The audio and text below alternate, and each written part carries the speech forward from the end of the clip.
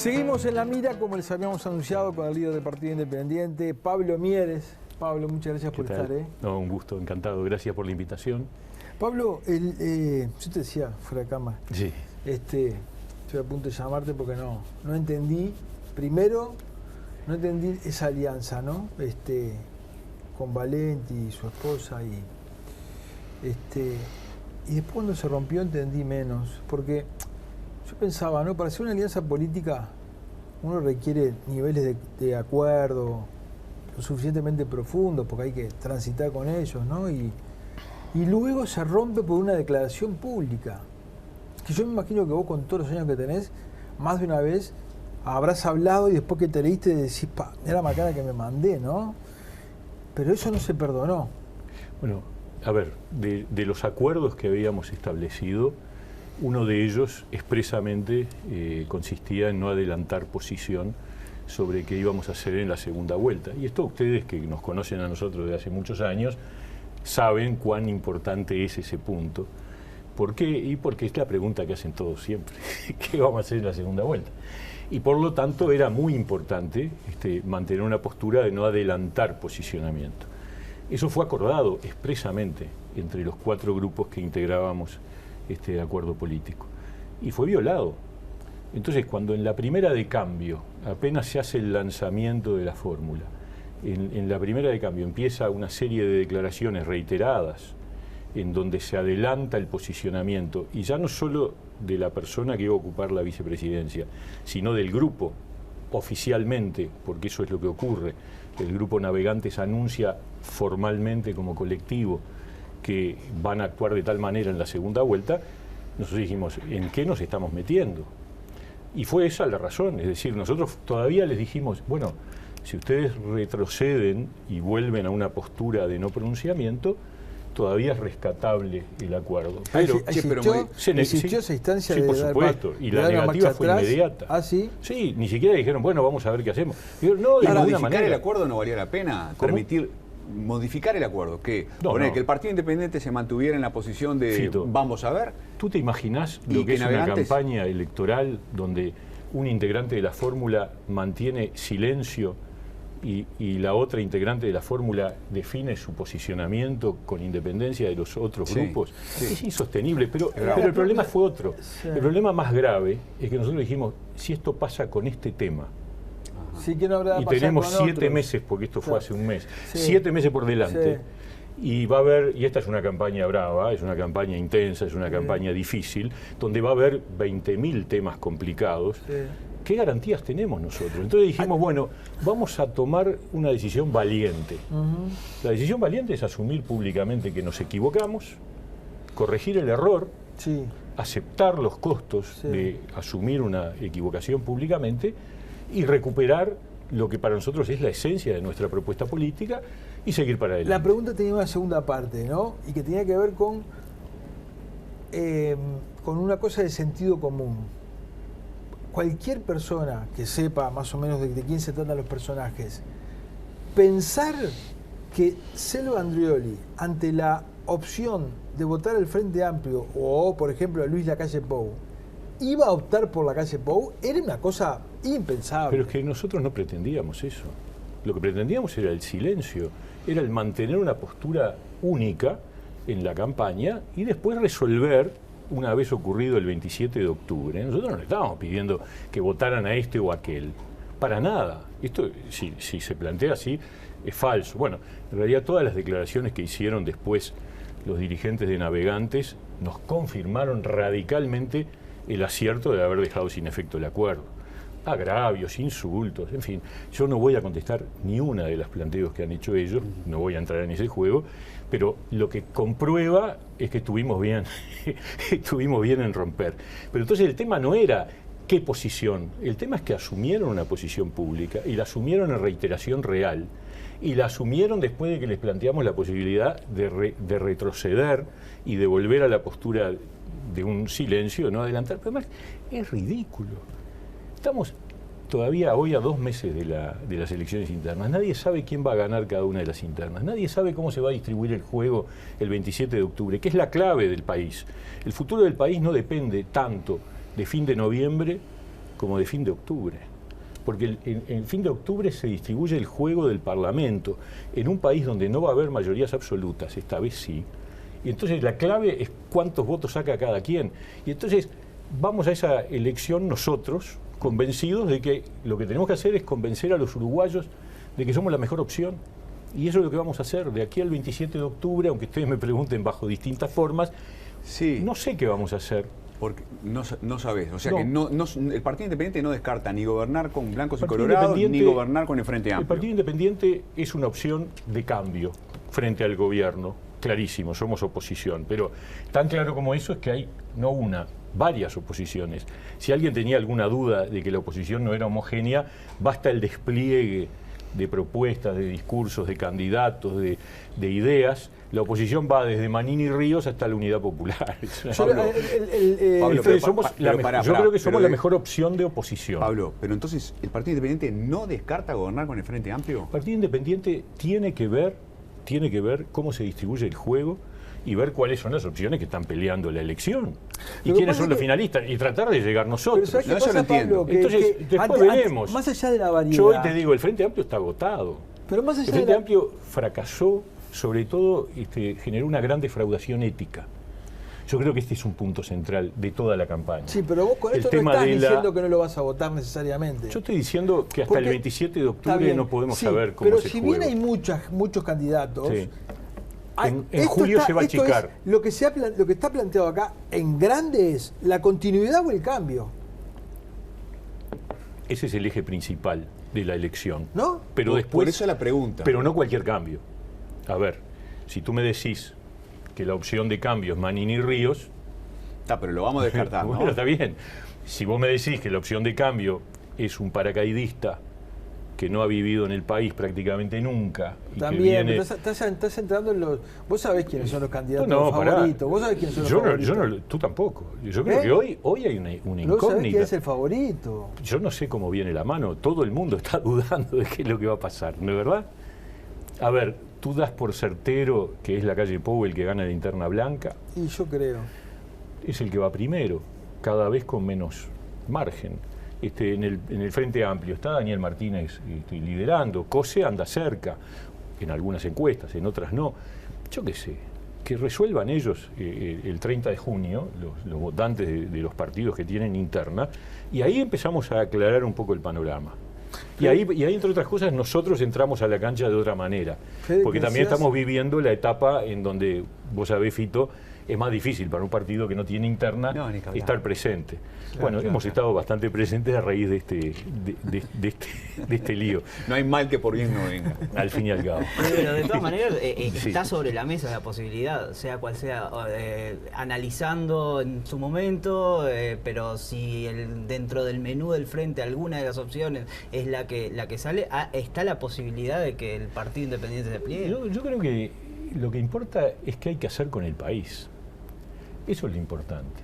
Y eso se va a ver las patas a la sota. Yo veo hoy el programa del Frente y es un programa muy genérico, muy genérico. Y cuando uno empieza a rascar, Olesker, que es del mismo partido que Daniel Martínez, dice lo contrario de lo que dice Daniel Martínez. Dice que hay que meter más impuestos al capital, impuestos al empresario, y Daniel Martínez dice que hay que hacer austeridad, hay que recortar el gasto.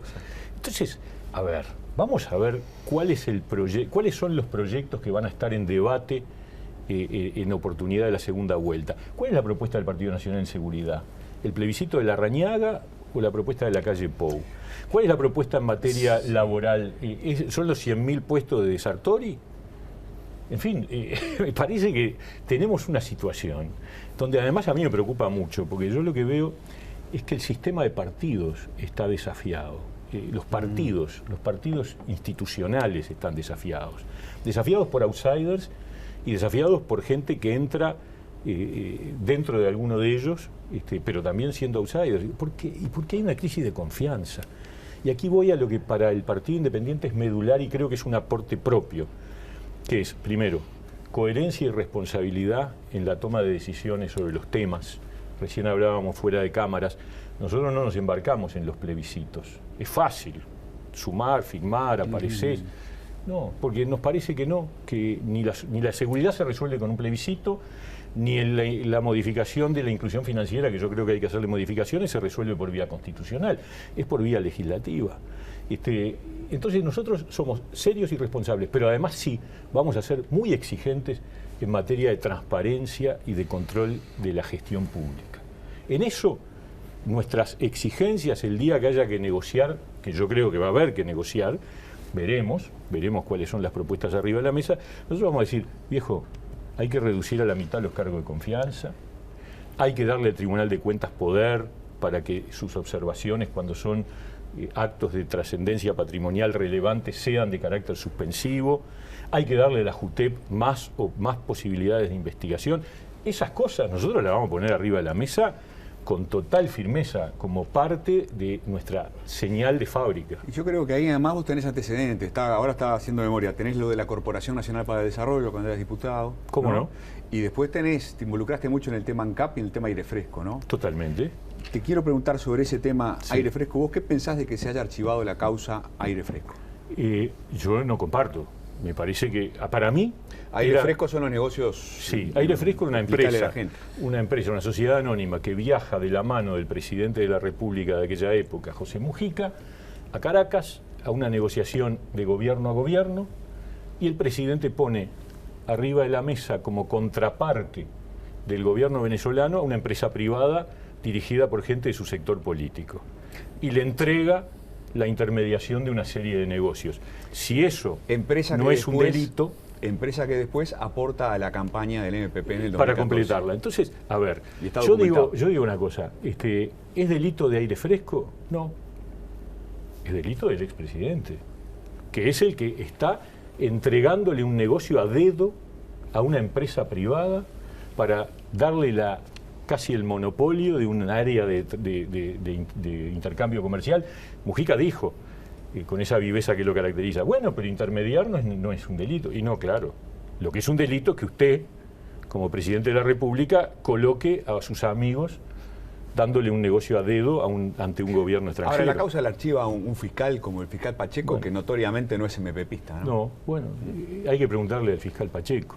Yo también discrepé con Pacheco cuando el tema de la tarjeta corporativa de León. Nosotros hicimos la denuncia penal, la archivó de una manera otra vez, desde mi punto de vista, equivocada, porque si bien de León no era jerarca de una empresa pública, lo que estaba haciendo era gastando de manera indebida fondos de la empresa en la que trabajaba. Bien. Fiscal Pacheco dijo, no, esto no constituye peculado porque no es un funcionario público, pero sí constituye apropiación indebida, que es la figura en paralelo en el sector privado.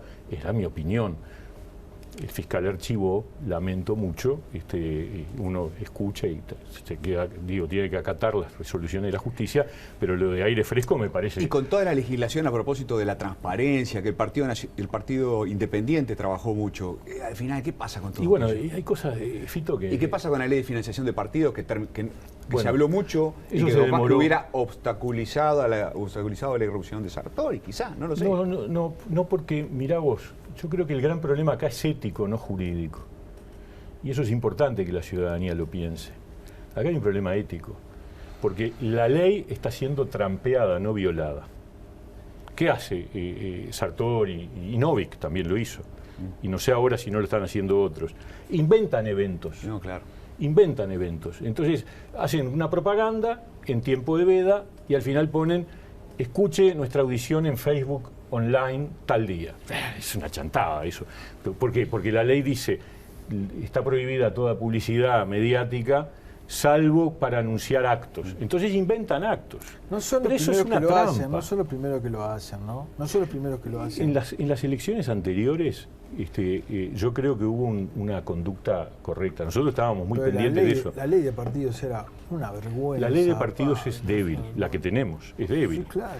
La que íbamos a aprobar no resolvía este problema. La Corte Electoral no le daba... Porque decía lo mismo, nada más que agregaba algo que era importante, pero que no hubiera evitado esquivarle por el costado de inventar actos inexistentes, que es que se le agregaba una multa al medio que infligía la veda y también al partido o sector que lo hiciera. Pero seguía manteniendo la idea de que si vos anuncias un acto, podés hacer publicidad, que es lo que inventaron, porque la Corte Electoral los reprendió, tanto a Novi como a Sartori, eso pasó desapercibido. La Corte mandó una nota diciendo, usted está violando la veda. Entonces a partir de ahí inventaron eventos. Ahora, la gente tiene que evaluar estas cosas, pero porque vos, Pablo, alguien que pretende gobernar se lleva por delante, le busca la trampa a la ley. ¿Qué podemos esperar después en el gobierno? Pero ¿considerás que la mayor debilidad que tiene hoy la ley de financiamiento de partidos tiene que ver con la veda en la campaña? No, hay unas cuantas cambios que se podrían haber hecho. Yo creo que ahí el problema fueron los tiempos. O sea, la situación que impidió la aprobación de la ley de financiamiento, del proyecto de ley de financiamiento de partidos, fue que se durmió un año entero en diputados, y cuando empezaba a discutirse era diciembre del 18, y la propia ley establecía ¿Se que durmió periodo... ¿Se durmió solita? ¿Le cantaron la horrorosa? Bueno, no sé. ¿Cómo no sé, Fito, nosotros somos por ahora chiquitos. Pero ese proyecto, una ley yo voté ese proyecto de ley en el Senado. Características, ¿no debería tercerizarlo el Parlamento? Que lo elabore, que lo elabore un grupo de técnicos y luego lo discutan, porque estás legislando sobre vos mismo, ¿entendés? Sí. Entonces, me da el derecho a pensar mal. ¿Qué voy a hacer? Cuando veo que no le dan un mango a la Corte Electoral para tener mayores controles y mayores cantidad de inspectores y que te puedan inspeccionar, yo tengo derecho a pensar mal. ¿Qué querés que te diga? Sí, de acuerdo.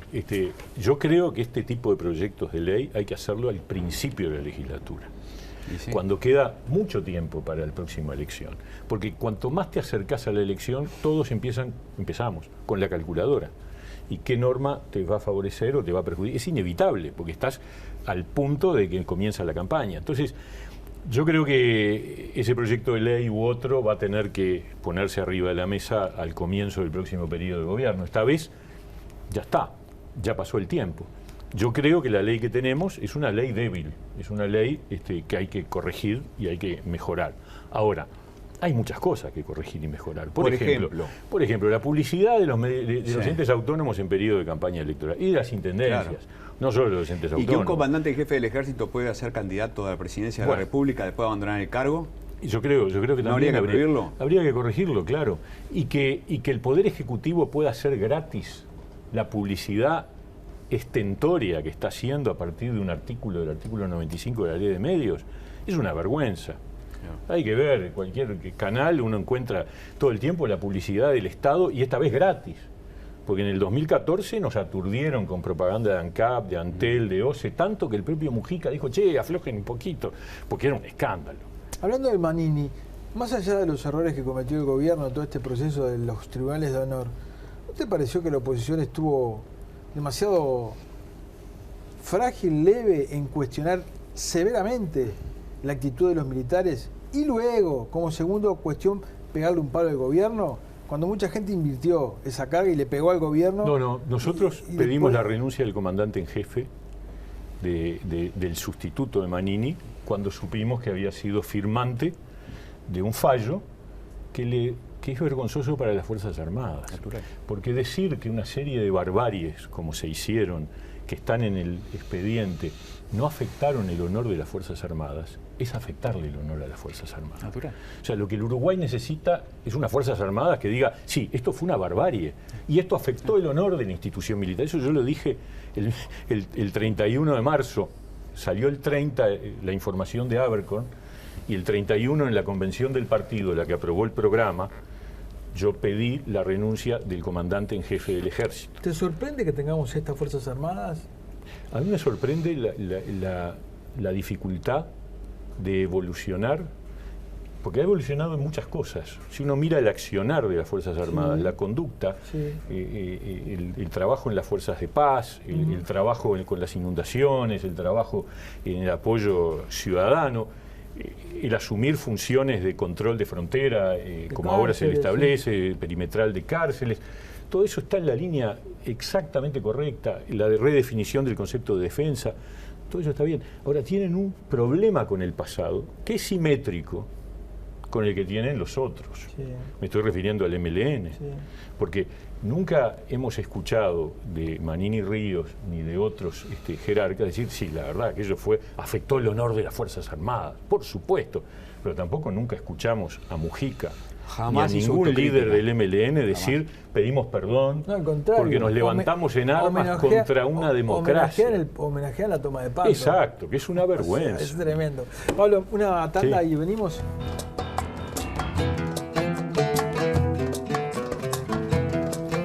Seguimos con el precandidato del Partido Independiente, Pablo Mieres. Uno hace una línea y dice, el gobierno gasta más de lo que recauda. Por tanto, hay déficit. Hasta que en un momento gasta menos de lo que recauda. Por tanto, hay superávit. A partir de acá hay déficit, a partir de acá hay superávit. Tenemos inseguridad. ¿En qué momento hay un corte y decimos, tenemos seguridad?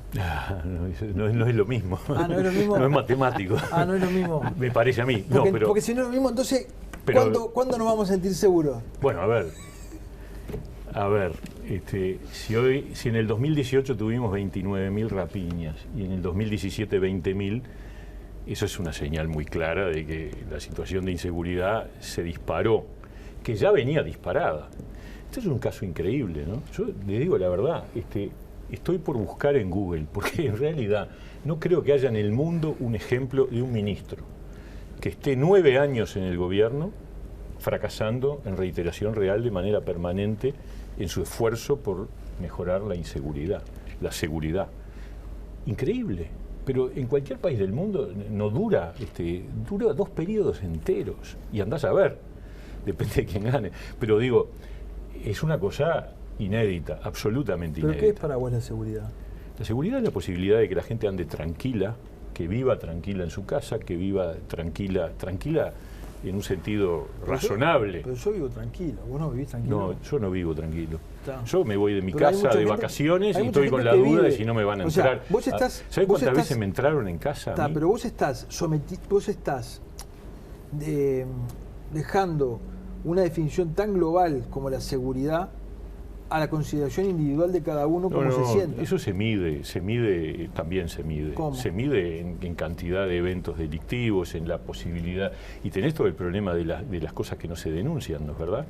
De los delitos que no se denuncian. Y los delitos que se evitan y no se pueden medir. Pero, a ver, Gabriel, si vos tenés una estadística que va así en materia de comisión de delitos, y los homicidios que se dispararon. Así desde el 85, ¿no? Sí, totalmente. Es que ha habido un fracaso permanente, un incremento de la inseguridad de manera permanente. Nada más que ahora estamos en un nivel... Cuando en una época de país en crisis y una época de país en crecimiento económico, con gobiernos blancos, colorados y frente amplistas, con gobiernos más represivos, menos represivos, con aumento... Cuando todas las modalidades y todo, todas marcan para arriba, ¿no será que no es posible tan rápidamente revertir una cosa así? Hoy el Uruguay tiene una tasa de homicidios que es la 4ª más alta de América del Sur. ¿Ya eso nomás? Pero eso yo te puedo decir una cosa. Pero a ver, es una señal. Argentina tiene más homicidios cada 100.000 habitantes que Uruguay, ¿sí? Tienen menos, o sea, tienen menos homicidios. Sí. Pero Argentina tiene 150 secuestros por año. Y Uruguay no tiene ninguno. Sí. Pero ¿tú crees que la situación del Uruguay es una situación segura? Yo creo que es una catástrofe. Yo estoy convencido que es una catástrofe. También estoy convencido que no lo arreglás con una reforma constitucional. Es una catástrofe, porque además se han equivocado en la estrategia de control del delito. ¿Qué hace Gustavo Leal? Reparar lo que ellos mismos construyeron. Es decir, dejar a la buena de Dios los barrios. Entonces los barrios son ocupados por grupos delincuentes. Por el retiro de las comisarías. Pero por supuesto, ese es el punto clave para vos. Por supuesto, el desmontaje de las comisarías, la pérdida del control local de la seguridad es la clave para nosotros. Nosotros creemos que el PADO es un instrumento adicional pero no la jugada brutal, porque este equipo de gobierno se jugó al pado. ¿Y para vos es importante, por ejemplo, combatir la corrupción en la policía? Y por supuesto, pero yo no me trago la pastilla de que si tenemos comisarías hay corrupción. Bah, a ver, y entonces ahora no hay ninguna, porque están todos controlados, metidos en 4 búnkers. No hay ninguna, no. Acá lo que hicieron fue desmontar las comisarías y juntar a toda la policía en 4 búnkers. Uno en el Parque Rivera, otro en Cerro Norte, otro en Piedras Blancas, el otro no me acuerdo dónde está. Y ahí están todos los patrulleros, todo el armamento, toda la tecnología. Te doy para tomar una medida para mejorar la seguridad. ¿Qué harías? Ya, lo primero, redefinir los límites barriales de las comisarías y recrear una dinámica de control barrial, presencia policial en los barrios. Absolutamente. Volver a la comisaría. Lo tenemos escrito volver a la comisaría. Esa es la primera medida. Te digo que cuando había comisarías también iban para arriba, ¿no? Sí, pero mucho menos que ahora, ¿eh? No. Sí, claro. Lo que pasa es que es menos. Había mucho menos rapiña que ahora. Pero Pablo, yo te digo una cosa. Si vos tenés un policía... Para llegar a 6, tuviste que tener 4. Para llegar a 9, tuviste que tener 6. Para llegar a 12, tuviste que tener 9. Para llegar a 15, tuviste que tener 12. De acuerdo. Y durante todo ese proceso, sería divino, no hay tiempo, pero ver qué hizo cada ministro del Interior, centralizó, descentralizó, armó las comisarías, sacaron las comisarías, yo te digo lo que nosotros haríamos. Nosotros haríamos una gran reforma carcelaria, que es la otra clave, la otra pata fundamental de la seguridad pública. Eso sin duda. Una profunda reforma carcelaria. En ese sentido hay muchísimo para hacerlo. Primero es sacar el INR del Ministerio del Interior, crearlo como servicio descentralizado. No me importa de qué ministerio tiene que depender jurídicamente, lo que importa es que sea descentralizado. Crear unidades carcelarias de tamaño humano, distribuir los presos en función de sus perfiles y jugarse fuerte a la rehabilitación. En paralelo, todo el tema de la reestructura de las políticas sociales, que es la otra clave fundamental. Este es un fracaso rotundo del Frente en el corazón de lo que es la izquierda, que son las políticas sociales. Políticas sociales asistencialistas, electoralistas, que generan dependencia, con una ministra que no cree ni siquiera en el condicionamiento de las asignaciones familiares. ¿Vos estás de acuerdo con eso? Me parece que está muy bien promover el camino para que las personas salgan adelante por sí mismas. Si no van a la escuela de los gurises, no le pagás. Es al revés, Gabriel. Yo les pago y ellos tienen que mandar los chiquilines a la escuela. Lo que está pasando ahora es perverso también, porque ¿qué hacen? Avisan en agosto, cuando ya está la leche derramada. En agosto el BPS le dice a los padres: señores, ustedes no mandaron el chiquilín a la escuela, así que pierden la asignación familiar. Perder. El gurí no fue a la escuela, perdió el año y además los padres pierden la asignación familiar. Yo lo que quiero es que los padres cobren la asignación familiar, pero que los manden el chiquilín a la escuela. Pero viste que lo que dice Florín el otro día, que el promedio de falta fue de 50.000. Bueno, entonces hay una deserción, en abril. Hay una deserción solapada. Pero decime una cosa, en estos momentos de desarrollo informático, donde el Uruguay, el gobierno dice que está a la vanguardia en materia de informatización y de software y no sé qué, ¿no podemos en abril, ahora, decirle a los padres: miren muchachos, ustedes no están mandando de chiquilines a la escuela? Porque lo que yo quiero no es dejar de pagarles, es pagarles pero que el chiquilín vaya a la escuela. Es una cosa obvia. Y tenemos una ministra que dice: no, yo les quiero pagar igual aunque no vayan a ningún lado, y el BPS que se toma tiempo hasta agosto para avisar quienes ya fracasaron. Y mientras tanto los chiquilines pierden los años. Entonces yo quiero unas políticas sociales que sean un incentivo para salir adelante. Pero en definitiva esto es la historia, es la concepción clásica de la izquierda cuando no estaba en el gobierno. El debate entre promoción y asistencialismo, yo lo conozco muy bien, trabajé muchos años en el tema de las políticas sociales y estaba trabajando en el CLAE cuando discutíamos justamente promoción versus asistencialismo. ¿Cuál es la crítica de la izquierda a los partidos tradicionales? Los cortes de rancho, los bloques, el asistencialismo, darle pescado en lugar de enseñar a pescar. Llega el Frente Amplio al gobierno, y quiero decir por las dudas que el primer proyecto de ley de creación de un Ministerio de Desarrollo Social fue mío, del año 2002, cuando el Frente Amplio no tenía resuelto crear un MIDES. Estaba en contra el Frente Amplio de crear Estaba el en MIDES. contra. Sí. Y también un proyecto de asignaciones familiares más focalizadas. Una parte se desarrolló con Achugarri, nosotros presentamos un proyecto de ley y logramos que una parte de ellos se presentara. O sea que nosotros la preocupación social la tenemos muy fuerte, pero queremos políticas sociales que permitan la integración social. Entonces, cuando Leal va a recuperar el control estatal en un barrio, lo que está haciendo es tratando de recuperar algo que se dejó en manos de los grupos delincuentes. Y de hecho, ha tenido que ir 2 veces a recuperar más de un barrio. Porque si vos no te quedás ahí. Yo he hablado con la gente de Vecinos Alerta, de barrios de Montevideo, que te dicen, mire, lo que pasa es que nosotros llamamos cuando la cosa se pone dura. Y vienen y limpian. Pero se van. Y al poco tiempo tenemos otra vez el problema. Entonces, la deserción barrial. Yo creo que así como el Uruguay tiene una cosa fantástica, que yo creo que debemos reconocernos como un gran capital, que es que vos te parás en cualquier parte del país y tenés una escuela cerca. Una escuela cerca. Es una cosa impresionante. A pie, de cualquier barrio, de cualquier vecindario. Deberíamos tener una cobertura de comisarías también. El orden, la paz, el control, Pablo, saber dónde están las bocas de pasta base, dónde están los reducidores. Todo el esfuerzo que la oposición hizo por poner sobre la mesa... Esto es una idea nuestra. Por Yo sé que... la cabeza de Bonomi, digamos, y el tema de renunciar a Bonomi y la seguridad. ¿No habría que haber repartido un poco el esfuerzo y poner la educación también en el centro? Y poner al Mides, que pasó por debajo del radar durante mucho tiempo, ¿no? Sí. Nosotros interpelamos a la ministra de Educación a comienzos del 17. Todavía había tiempo para corregir. Se rieron en la cara, ¿no? Estamos de acuerdo nuestra interpelación fue contundente, porque los datos eran terribles. El empuje de la oposición con el tema de seguridad no se compara con el empuje que ha tenido la educación. Mirá, ¿no? nosotros llegamos al punto en donde dijimos, bueno, ya no da para más, porque durante mucho tiempo dijimos, bueno, el tema no es el cambio del ministro. ¿Te acordás? Nosotros decíamos, el tema es el cambio de la política de seguridad. Pero llega un punto en que decís, pará, el ministro ya está, pero 9 años, va a llegar a 10 años. Y la educación y lo mismo, no requeriría un poco más. ¿Cuánto lleva Neto? 7. Ahora es una catástrofe. Por eso digo que el gobierno del Frente Amplio está agotado. Ayer Astori hablaba de las promesas de los otros partidos de la oposición. ¿Y las de ellos? ¿Y la de él?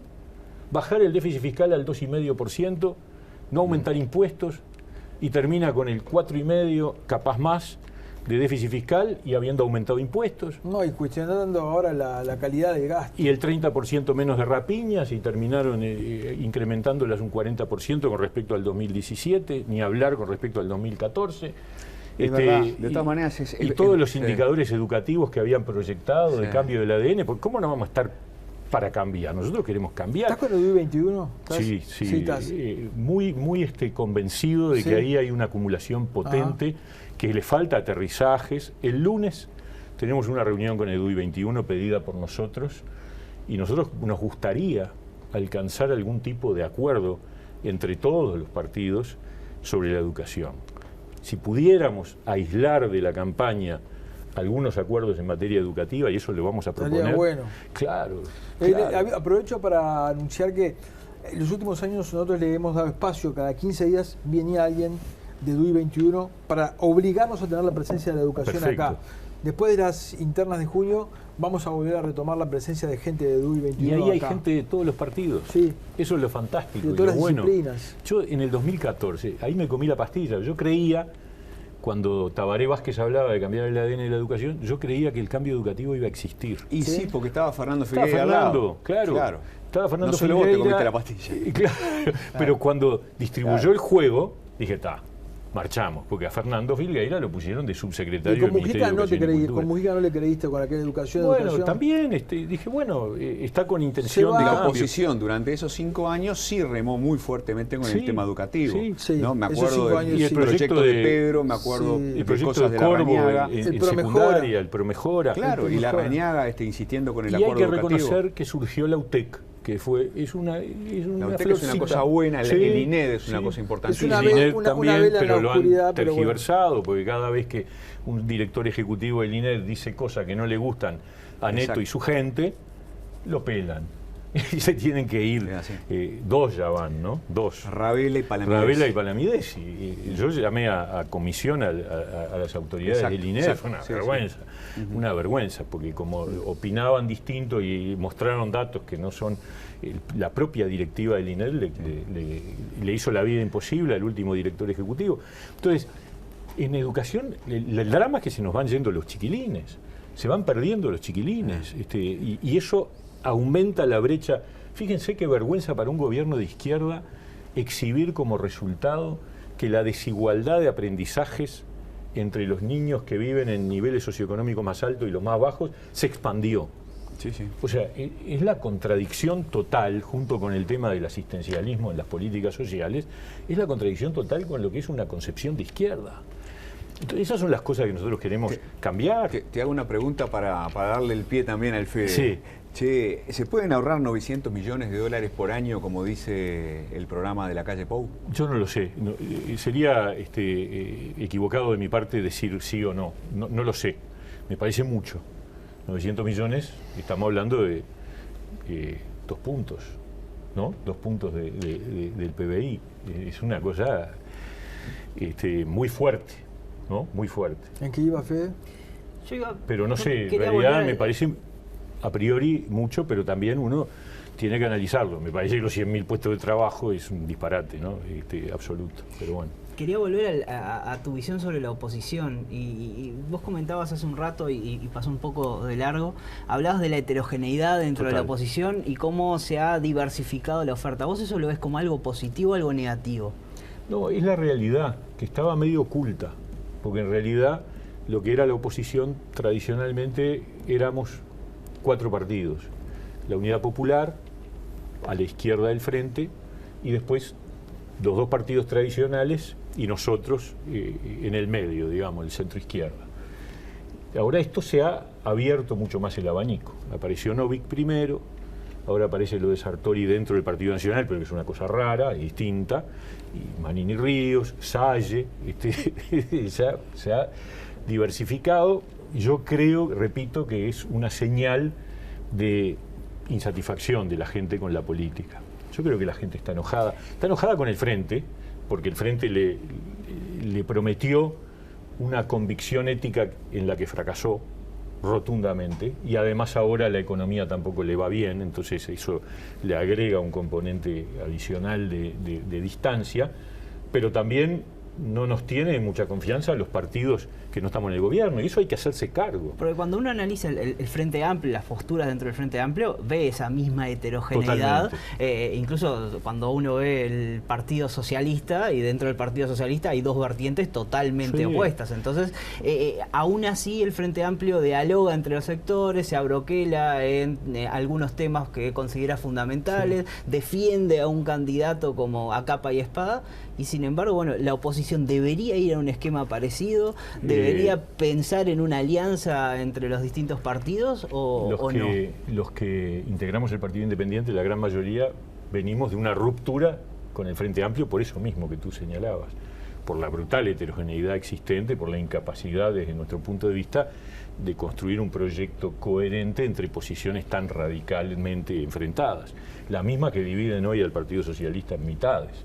Y que uno le hace preguntar, bueno, si le tocara a Daniel Martínez, ¿cuál es el respaldo, cuál es el correlato de respaldo político que tendría en el Parlamento con su bancada parlamentaria? Con un Frente Amplio totalmente desequilibrado a favor de las posiciones más radicales, MPP, Partido Comunista, Constanza Moreira, en fin, y un Frente Libre Sereñi muy debilitado.